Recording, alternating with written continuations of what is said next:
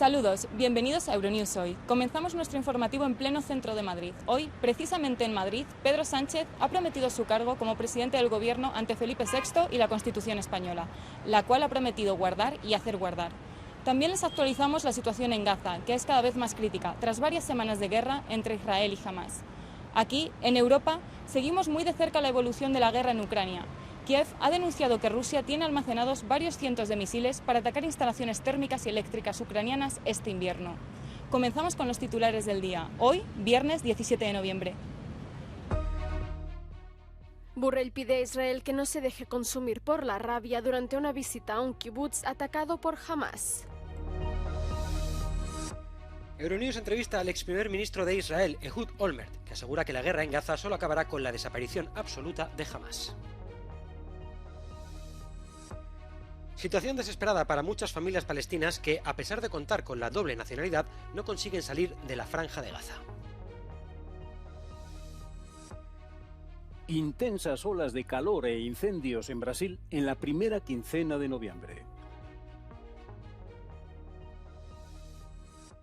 Fiesta en Sevilla con los Grammy Latinos entregados en una gala que por primera vez se celebraba fuera de Estados Unidos. Shakira, Karol G y Joaquina entre las premiadas.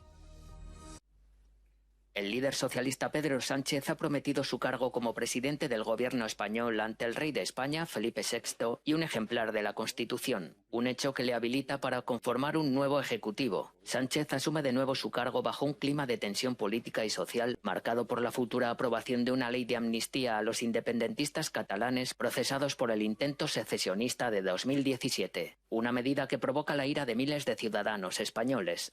Los populares ganaron los comicios de julio, pero no obtuvieron la mayoría.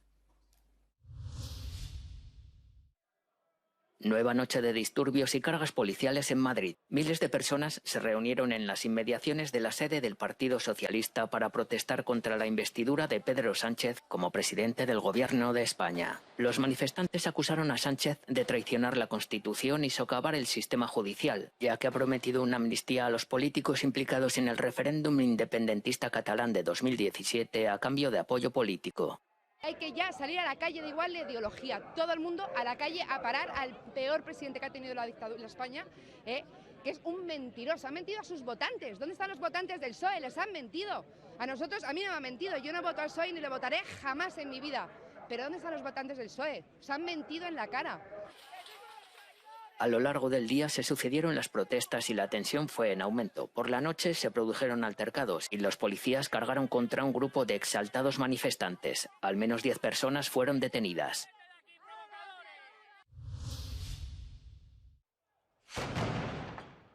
La ofensiva israelí se recrudece y se extiende hacia la Cisjordania ocupada, con violentas redadas en la ciudad de Jenin.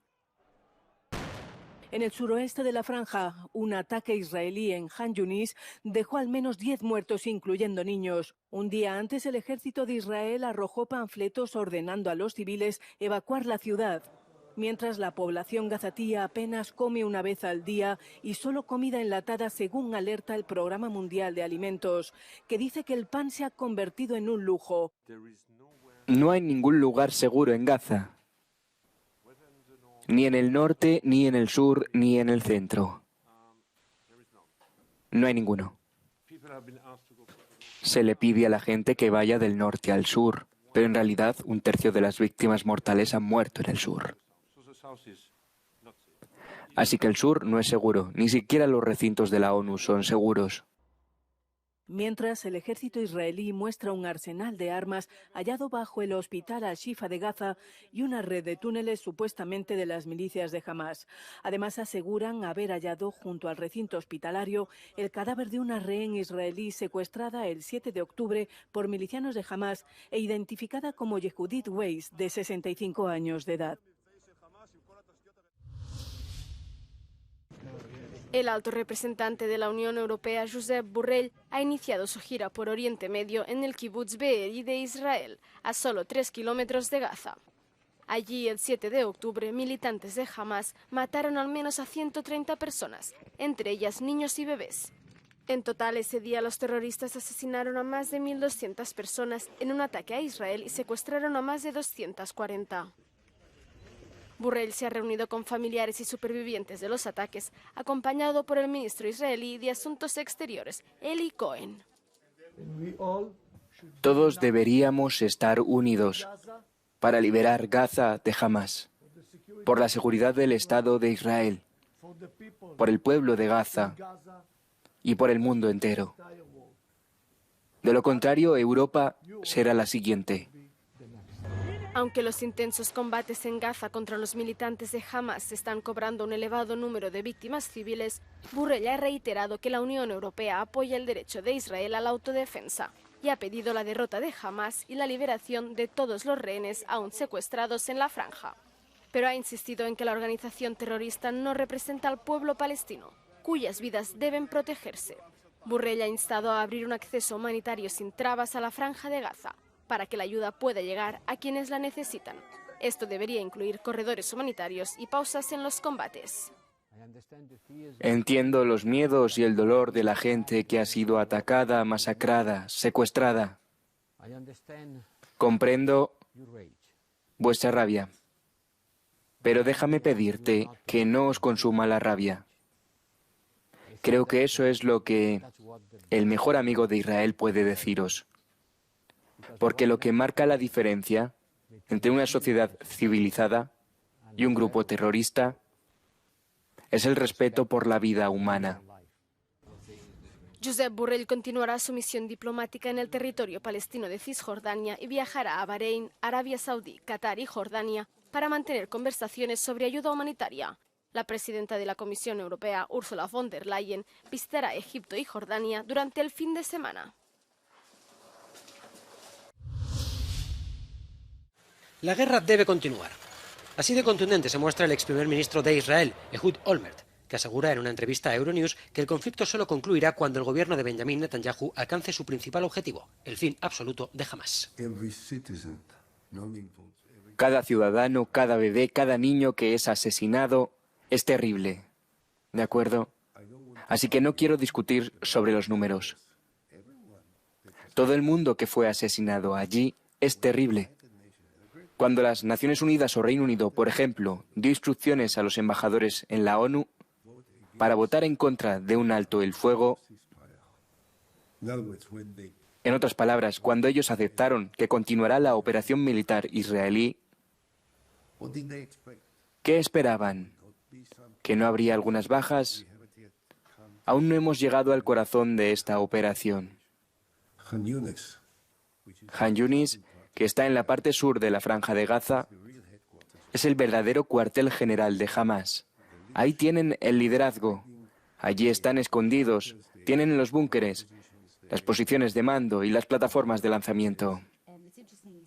Es interesante que mencione que Han Yunis es el centro de mando, porque la semana pasada se habló del hospital Al-Shifa como el corazón de Hamás. Y sin embargo no hemos visto los túneles o el armamento.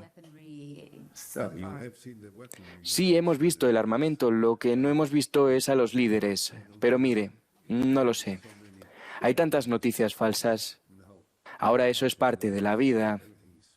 Todo se difunde sin cuidado. Si me hubiera preguntado hace 2 semanas, le habría dicho que el centro está realmente en Han Yunis. Lo que Israel debe hacer ahora es anunciar que cuando la batalla militar termine, inmediatamente Israel está preparado para embarcarse en negociaciones con la autoridad palestina para una solución de 2 estados. Eso incluirá entonces a Gaza como parte del Estado palestino. Debería investigarse por qué las fuerzas de Israel no aparecieron a tiempo. Cuando se habla con las familias, se muestran muy confundidas sobre por qué estuvieron tanto tiempo solas en los kibbutz. Tiene que haber una investigación muy exhaustiva. Una cosa sí sé. En el fondo, los que toman las decisiones, cuando presencian el potencial de un ataque semejante, piensan, venga, estos árabes inferiores, ¿qué saben ellos? ¿Qué pueden hacer? ¿Van a ser rival para nosotros? Los israelíes, la nación por excelencia, con toda nuestra sofisticación, nuestros cerebros, con todo el coraje y demás, nos han demostrado que son iguales que nosotros. Son serios, son sofisticados, son brutales. Tendremos que destruirlos. Iyad al-Jabal y su familia se encuentran entre los muchos ciudadanos con doble nacionalidad atrapados en campos de refugiados del sur de Gaza. Con nacionalidad sueca, permanecen a la espera del permiso necesario para cruzar la frontera con Egipto. Iyad llegó a Gaza para realizar una investigación para sus estudios de doctorado y en principio iba a quedarse solo unos meses. Y entonces, para él y toda su familia, el desastre. Solo quiero sentir que mis hijos están a salvo y quiero irme de Gaza. Porque veo a mis hijos llorar todos los días y me piden que volvamos a Suecia. Son niños que no conocen las circunstancias que les impiden viajar. Me gustaría poder decirles que estarán bien. No sabemos cómo dormir, ir al baño o asearnos. Incluso la comida, no hay suficiente para comprar lo mínimo para subsistir. Y todo está contaminado por la basura que hay por todas partes. El agua no es potable. Triste e irónicamente, y aunque la familia está desesperada por escapar del sufrimiento del campo de refugiados, lo cierto es que abandonar Gaza conllevará su propia angustia. Es muy difícil para mí irme de la franja de Gaza y dejar a mi familia. A familiares como mi hermano y mis hermanas. Lo que quiero decir es que como sueco puedo irme de la franja de Gaza. Pero al mismo tiempo es una especie de sufrimiento para mí dejar el lugar, dejar la franja de Gaza. Mientras tengo a mi familia aquí, que no tiene la capacidad de abandonar el lugar. Así que es muy duro. Es muy duro. Redada contra organizaciones islámicas en Hamburgo. La policía alemana ha abierto una investigación sobre el Centro Islámico y otras 5 asociaciones por sospechas de islamismo radical y apoyo a las actividades de la organización libanesa proiraní Hezbollah, que está prohibida en Alemania. Nuestras autoridades de seguridad investigan el Centro Islámico de Hamburgo y varias posibles organizaciones. Estamos investigando la sospecha de que estas organizaciones estén dirigidas contra nuestro orden constitucional. También estamos investigando si la organización terrorista libanesa Hezbollah recibe apoyo desde aquí. Desde la madrugada de este jueves, la policía ha hecho registros en Hamburgo, Baja Sajonia, Hesse, Baden-Württemberg, Baviera, Berlín y Renania del Norte-Westfalia en un total de 54 inmuebles.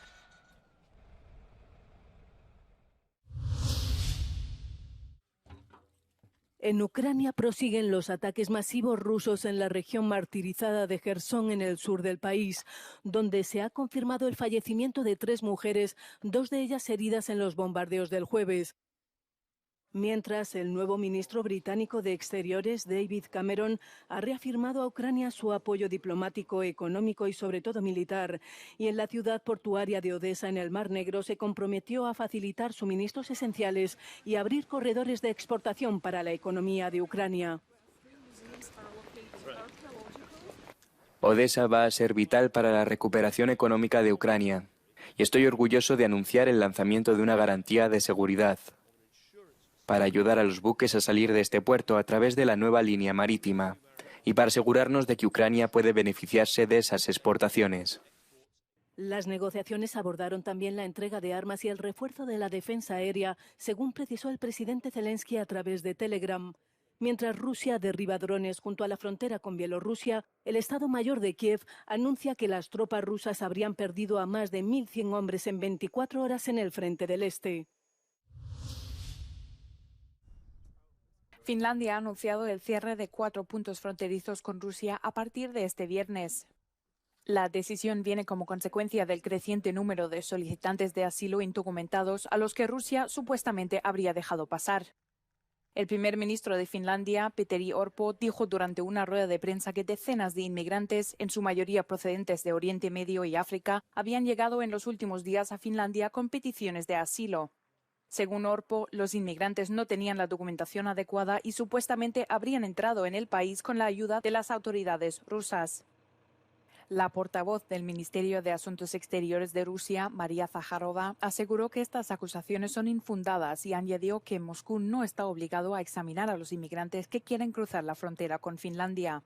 Durante décadas, las autoridades fronterizas de los dos países han trabajado juntas para impedir la entrada de personas sin visas ni pasaportes. Desde que se anexionaron ilegalmente las regiones ocupadas de Ucrania, Rusia está erradicando sistemáticamente la identidad ucraniana en todos sus aspectos. Así lo denuncia la red de periodismo de investigación de la EBU. El ruso es ahora mismo la lengua oficial de toda la administración pública de esos lugares. De hecho, el Kremlin ha acelerado la expedición de pasaportes rusos, sin los cuales los ciudadanos tienen enormes problemas para acceder a servicios como la sanidad. Así sucedía, por ejemplo, en Jersón, ya liberada.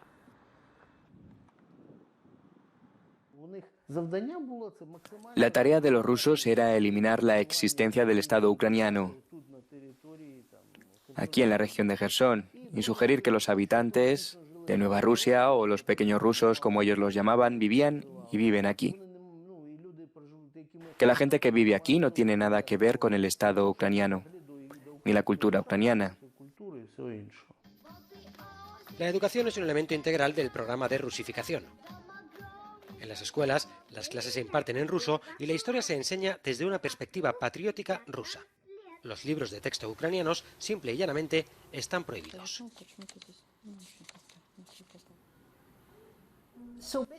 Básicamente, el libro de texto es una herramienta de propaganda.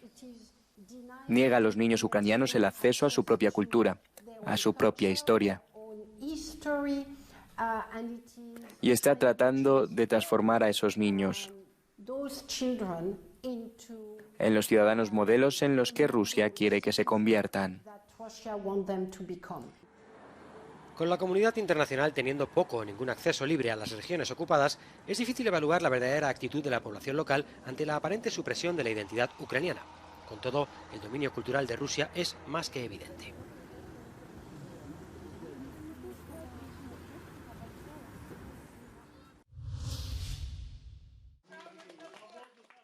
Una artista rusa fue sentenciada este jueves a 7 años en prisión por un tribunal de su país. Sasha Skochilenko, de 33 años, estaba acusada de difundir informaciones falsas sobre las Fuerzas Armadas rusas.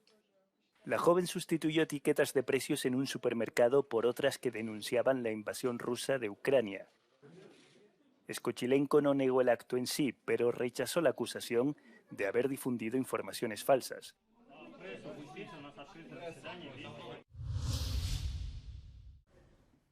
Podría ser un supermercado, pero no lo es.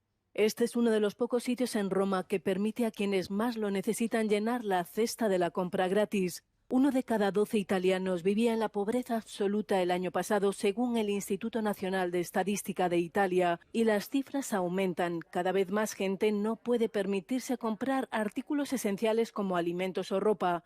Es el caso de Victoria. Depende de unos cientos de euros de su pensión y viene aquí una vez al mes para recibir ayuda adicional. Gracias a Dios tengo una casa que me dejaron mis padres. Pero las personas que tienen que pagar alquiler, comida, electricidad, gas y agua, y que apenas ganan entre 400 y 500 euros al mes, me dicen, ¿cómo hacen?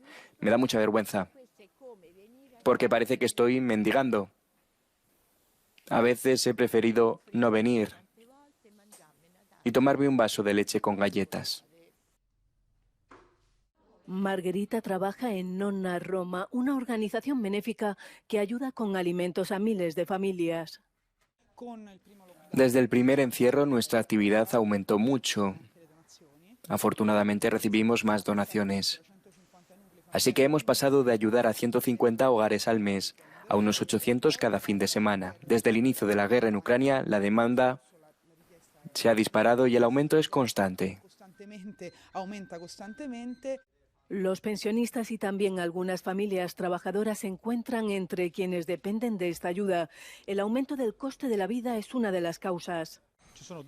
Hay dos tipos de factores, uno es a corto plazo y el principal es la alta inflación. La inflación afecta a los salarios fijos y a las personas con bajos ingresos. Luego están las causas estructurales, como el bajo crecimiento. Italia es uno de los grandes países europeos cuya economía crece muy poco desde hace tiempo. La otra causa son los bajos salarios. Las familias más humildes culpan al gobierno italiano por los recientes recortes a las prestaciones sociales. Y aunque en otros países europeos la situación no es mucho mejor, según Eurostat, en Italia habría un promedio mayor de personas en riesgo de pobreza respecto al resto de países de la UE. Más de 1000 incendios en 15 días en el estado brasileño de Mato Grosso. Una mezcla de ola de calor, fuertes vientos y sequía ha alimentado las llamas en la húmeda región del Pantanal de Brasil. En la primera quincena de noviembre, el Instituto Brasileño de Investigaciones Espaciales contabilizó más de 1000 focos y avisó del riesgo que viene. Si no hay un plan urgente de intervención y preservación, desgraciadamente el año que viene volveremos a estar aquí, sufriendo lo mismo que estamos viviendo hoy. Lamentablemente caminamos por el Pantanal y hoy parece un cementerio al aire libre. A más de 2000 kilómetros al norte, otra región brasileña rica en biodiversidad, la selva amazónica, también se enfrenta a un periodo de grave sequía e incendios forestales, provocados en su mayoría por agricultores y mineros. Todo en una semana marcada por un nuevo récord de calor el jueves en Río de Janeiro, donde las temperaturas superaron los 42 grados con una sensación térmica por encima de los 50 grados.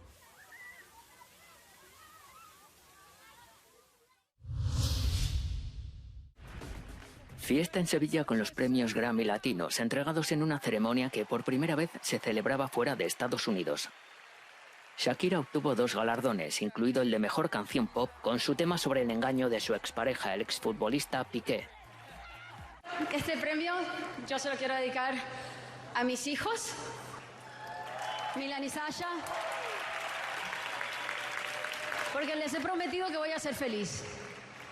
Les he prometido que van a tener una mamá, porque como dice un amigo, en el pasado ya no hay nada, solo se recuerda el futuro. Uno de los galardones más destacados de la musical velada fue para otra artista colombiana, Karol G. Mañana será bonito, interpretado por la cantante, compositora y productora sudamericana, fue reconocido como el mejor álbum de 2023. Y estoy feliz de tener aquí parte de las personas que hicieron equipo conmigo durante ese proceso. Este álbum es súper especial, a mí me cambió la vida y me parece increíble que haya cambiado la vida de tantas personas. En la ceremonia que tuvo lugar en la capital andaluza también estuvo presente el flamenco, que llegó de la mano de Rosalía. La artista española brilló con luz propia sobre el escenario. Otra de las grandes figuras internacionales presentes en Sevilla, en un evento dominado por las mujeres, fue Laura Pausini. Así, el premio a Mejor Nuevo Artista fue para la venezolana Joaquina, joven cantante de 19 años. Protagonizó uno de los momentos estelares de una noche de fiesta llena de ritmo, luz y color. Hasta aquí el informativo de hoy. Para no perderse nada de lo que pasa en el mundo, solo tienen que acceder a nuestra página web y seguirnos en redes sociales. Muchas gracias. Ahora les dejamos con el No Comment del día, en el que verán cómo el plástico ha inundado un río guatemalteco. Disfruten del fin de semana.